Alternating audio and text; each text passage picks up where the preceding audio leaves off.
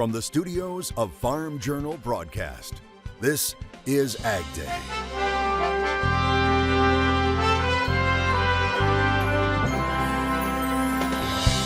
Helping keep a busy family fed. I'm Charles Denny. Meals you can prepare and then save for later. Easy Freezy. That story from Jackson, Tennessee, coming up on AgDay. Chinese leaders make key announcements that it hopes will improve ag in the country. That's been an important part of the U.S. demand going into China. As firefighters continue to battle back flames, ranchers in the Texas Panhandle start to pick up the pieces. But even with that outpouring of support, there's far more that's going to be needed to help these families who have truly lost absolutely every tangible thing of value in their lives. The latest right now on AgDay. AgDay, presented by Pioneer. What's next happens when blood, sweat, and tears meet rain, wind, and sun. Pioneer. What's next happens here. Good morning, I'm Clinton Griffiths. One wildfire burning in the Texas Panhandle is now considered the second largest in U.S. history. The Smokehouse Creek fire is more than 35% contained, but it is just one of several fires burning in the area. And ag officials in the state are calling the damage from them to land, livestock, and crops, along with infrastructure, catastrophic. Texas A&M AgriLife sharing these images from the area, including the fight against the flames, what's left behind after the fires, and the ongoing massive recovery effort now underway. Crews fighting the fires are reportedly making good progress thanks to improved weather.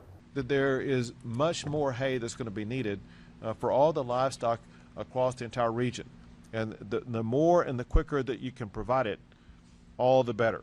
Two other things that are very much needed, and that is fencing materials and cattle cubes. The caveat here, and that is, we don't want a lot of people just funneling in whatever fencing material they may have, because there are certain specifications that have to be met in order to have the type and quality of fencing that's needed for the ranches in this area.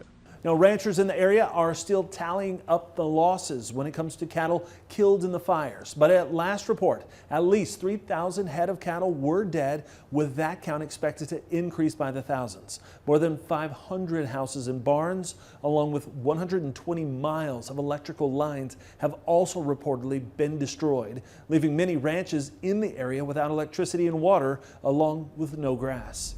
Now, California still digging out from a massive multi-day snowstorm, which dropped up to 11 feet of snow across the Sierra Nevada. Many forecasters calling it the storm of the season, creating some amazing scenes of massive snow drifts amid 100-mile-per-hour winds. Now, the storm stranding cars and drivers. But the good news in all of this, for the first time this winter, the California Department of Water Resources says the statewide snow water equivalent was above average. And now meteorologists are predicting the state to stay drought-free through 2025 after two winters that brought a ton of moisture to the state. The West isn't the only part of the country seeing wet weather. Meteorologist Matt Engelbrecht has the latest for us.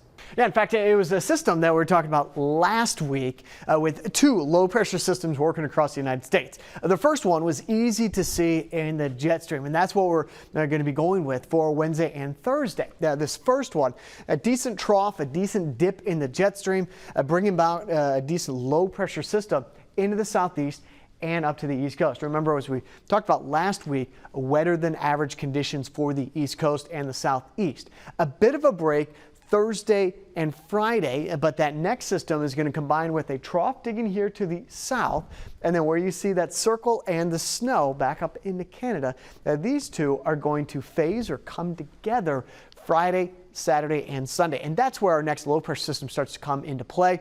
And now we got a low pressure system at the surface bringing some rain back in and across the United States, Midwest, South, Southeast, and the Northeast as this goes on. You can see how this secondary low starts to come down, and that's going to reinforce some of the colder air. And go ahead and take a look at your screen here. Check this out. We continue to watch this little guy grow up on the farm. Erica from Lomax, Illinois, sharing another picture with us of her little boy and checking out some new baby chicks. They both look excited to see each other. And a curious dog to boot. Pretty cute. I'll have more on your forecast coming up. The Chinese government has announced it's targeting GDP growth of 5% this year. That's after months of speculation about China's falling economy and continued stimulus efforts in the banking and real estate sectors. Now they're also announcing steps to improve agriculture and food security. AgDay's Michelle Rook joins us with an update. Michelle. Clinton Beijing is sharply expanding its budget to stockpile ag goods and energy needs this year. The government is also increasing support and policies to boost grain and livestock production aimed at improving food security. Now, the hope is they will eventually look to the U.S. for part of their needs. The Chinese government announced it will spend $19.5 billion on stockpiling grains, edible oils, and other materials this year, up 8.1% from a year ago. Arlen Suderman with StoneX confirms they're building reserves, even though they had big crops, including corn, and their prices are depressed. China has been buying corn for the reserves to prop up domestic prices to support their agriculture, which means imported corn continues to work into China as well. Say, why are they doing that? But they're building up reserves of basically all of their essential commodities, be it crude oil, be it corn, be it soybeans or whatever. They're building up those reserves. So that's fitting them right now with their objective, like they're preparing for something, I don't know. There have been reports of possible Chinese sales, including corn out of the Pacific Northwest, but Suderman says most of the business is going elsewhere. They're buying Ukraine and they're buying Brazilian. Occasionally they buy a little bit of corn from us, but mostly they're getting it from Ukraine and Brazil. However, China did buy U.S. soft-red winter wheat late in 2023, and they recently bought U.S. sorghum. Certainly an important market to us, and certainly as we get into a time of year where we're already putting sorghum in the ground in South Texas, exciting to see Chinese purchases continuing to come through and those shipments continuing to go. However, Lust isn't sure how much more China will buy. And officials with the U.S. Soybean Export Council confirmed China's stockpiling, but they're still waiting for additional soybean purchases as well. I've heard they've continued to liquidate some of their reserves and they need to buy some more for their reserve program.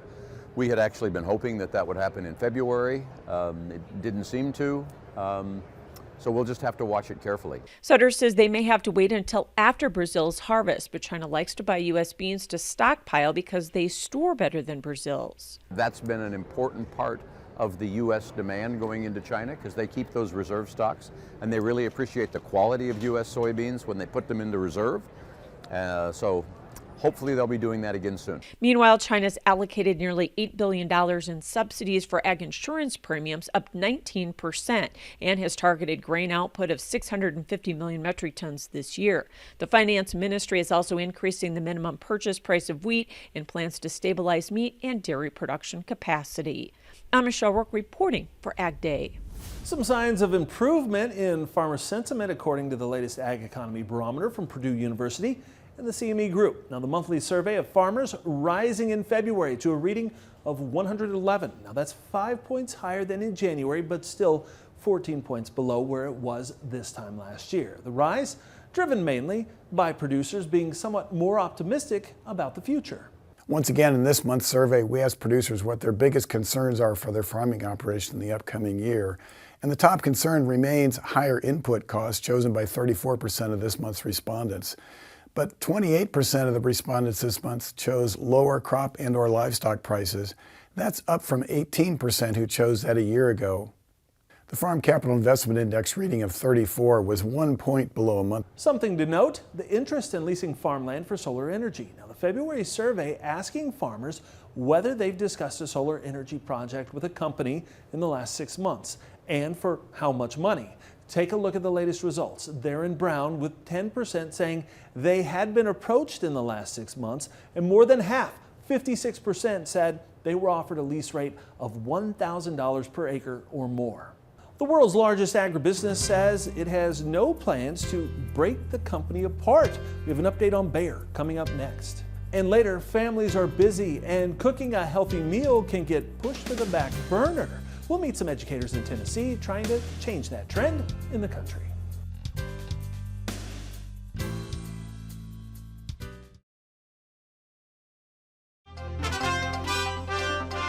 Bayer is putting off plans to possibly break the company apart for now. Reuters reporting Bayer will hold off on spinning off parts of the company for up to 3 years. CEO Bill Anderson on a media call saying, quote, "Our answer is not now, and this shouldn't be misunderstood as never," end quote. Now, he cited separation costs and capital gains taxes as reasons to delay. Last year, Anderson had said the company was looking at potentially spinning off the ag science business, but it's reported the company will now focus on issues such as debt and litigation. Bayer leaders also weighing in on the recent emergency stocks authorization allowing dicamba to be used this spring following a recent court ruling. As we move forward for 25, I just want the farmers to know that we Bayer are standing by them. We are already working to consider how we can get the next registration for dicamba. So we are very proactive right now. Although we're working on emergency supply, we're also working on 25 season already. Applegate said from a supply standpoint, there is plenty of crop protection and seed available to the market this spring. Corn's short run in the positive apparently couldn't last for long. AgDay's Michelle Rook takes a look in markets now. Grains back lower on Tuesday. Ted Seifert with Zaner Ag Hedge is back with us. And Ted, grains, did we just see some profit taking there? No, corn and soybeans had kind of moved up into some resistance areas on the charts, didn't they? Well, you know, turn around Tuesday, Michelle, and we did do that, right? You had corn and beans running into some major overhead resistance levels in the form of 20-day moving average and the downward trend channel that we've been in really since November. So, yeah, I guess maybe a little profit taking on the very small balances that we've had off of lows. Keep in mind, soybeans just made new lows last Thursday. So, yeah, I mean, the price action is really disappointing. Anytime you get, you know, corn or beans close to a resistance level on a day like we saw on Monday, you hope that the follow through is to the upside and we can say, hey, here's the breakout. Here is this big correction that's going to trigger the funds into covering more of their short position. But then you have Tuesday and you say, well, man, the hope is sort of fading for something like that. Yeah. And of course, we're going into the WASDE report at the end of the week. And is there maybe some positioning with ideas we might be disappointed by what we get for South American numbers? We've been disappointed by how the USDA has been treating that South America, that Brazilian bean crops, really for the last few months. This time around, we're looking for a 152 from the USDA again. And the thing is, if they do give us a 152, what happens after that? What happens to the global carryover? And what happens to our domestic balance sheet? Because you would figure if that Brazil's crops less, that could mean more exports for us. However, we're not seeing it on the sales side of things. So would they just instead lower Chinese demand? And if they do that, that's going to leave the global carryover pretty close to unchanged. It certainly isn't going to change our balance sheet, which I think would be a really rather bearish thing for the markets. And the wheat market is not helping the row crops with more new contract lows in Chicago on Tuesday either. Really isn't. There are no expectations for this report for wheat. I mean, we're looking for virtually the same numbers that we saw last month from the USDA. So I don't think we're going to have any pre-report positioning in the wheat. Wheat is just in this sort of default lower mode that it's been in for so long now. Ted Seifert, Zaner Ag Hedge. We'll have more AgDay coming up.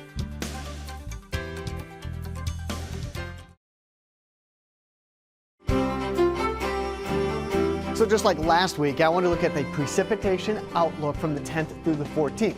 And as we just talked about, a low pressure system working across the United States this weekend, but things will start to dry out both on the coast, both coasts, that is on the East Coast and a little bit on the West Coast. So the overall pattern favors low pressure systems, or at least one, working in and across the United States, bringing wetter than normal conditions into parts of the plains, including Texas, Oklahoma, and back up here towards the Dakotas. Again, that's the 10th through the 14th. What this looks like when we look at the temperature outlook, no surprise here. Another March 12th to the 18th above normal temperature forecast for a good portion of the United States.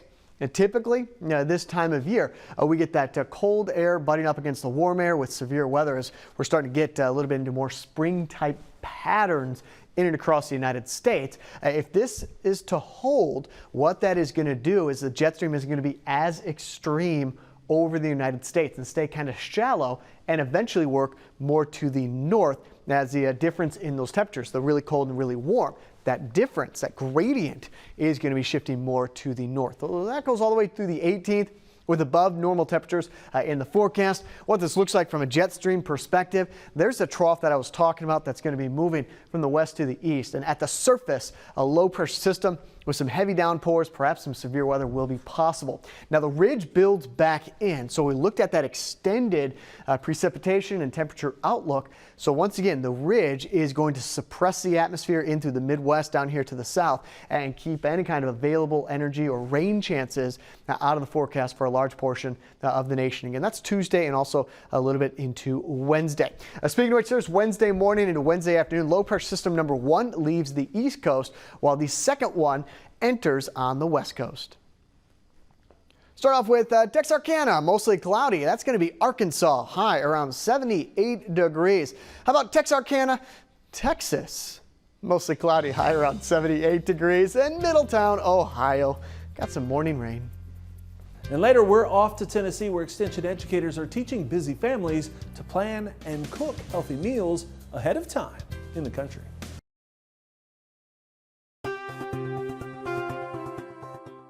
USDA has finalized a new rule under the Packers and Stockyards Act. The department says the measure establishes clear, more effective standards under the act to stop discrimination, retaliation, and deception in contracting. Now, it says this will help producers and growers that have suffered from consolidation in the industry over the last 30 years by increasing market integrity and ensuring fair access to economic opportunities, adding that it bans retaliatory practices that prevent small producers from raising concerns or coming together in associations. This rule is expected to take effect on May 6th. What are keys to the success of beef and pork exports? Well, the U.S. Meat Export Federation says U.S. produced corn and soy are a part of it.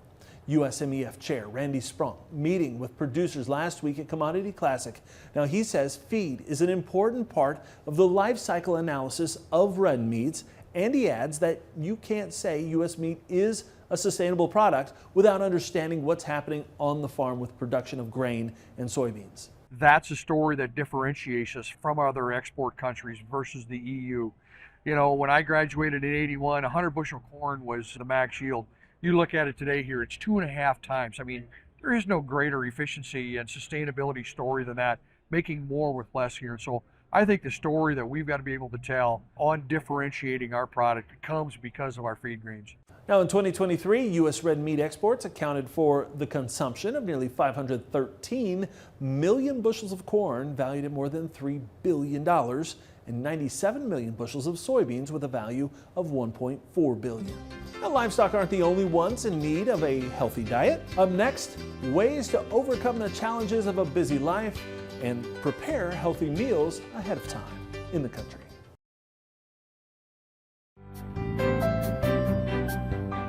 You know, families are busy. I know mine is, and having time to prepare a healthy and delicious dinner can be a challenge. As Charles Denny of the University of Tennessee tells us, nutrition experts are teaching folks to cook ahead with what they call Easy Freezy. Everybody should have a bag of cold chicken breast. Cooking now so you won't have to on a busier day, but you can still enjoy a great meal later. UT Extension agent Tennille Short from Madison County is teaching others how to whip up a chicken parm dinner. The shredded meat, the sauce, the cheese. And once we have the seasonings and everything in there, we freeze it and we thaw it, and it can be served over pasta. Over pasta months from now. Tennille and agent Sarah Poole, both from Extension's notorious Kitchen Divas, have dubbed this class Easy Freezy Meals. I'm retired, but I've got plenty of things to do, so it's nice to come home to have something to eat, fresh food. With Easy Freezy foods, you have convenience and good health. A meal that's prepared and then put in the freezer will not lose much of its nutritional value. Right. Well, we don't leave them in there for an indefinite amount of time. We suggest that they use them within 3 months whenever possible. And that's just so that they get the ultimate taste. But there's no food safety issue. They can stay in there for several months with no issue. Usually, with Extension cooking stories, the last shot you see is happy, hungry people putting away what they just made. But in this case, the finishing step is to label your frozen creation, what it is, when it was prepared, and further cooking instructions. This food is saved for later and will be just as good on another day. This is Charles Denny reporting. All right, thanks, Charles. And that's all the time we have this morning. We're sure glad you tuned in. From all of us here at AgDay, I'm Clinton Griffiths. Have a great day.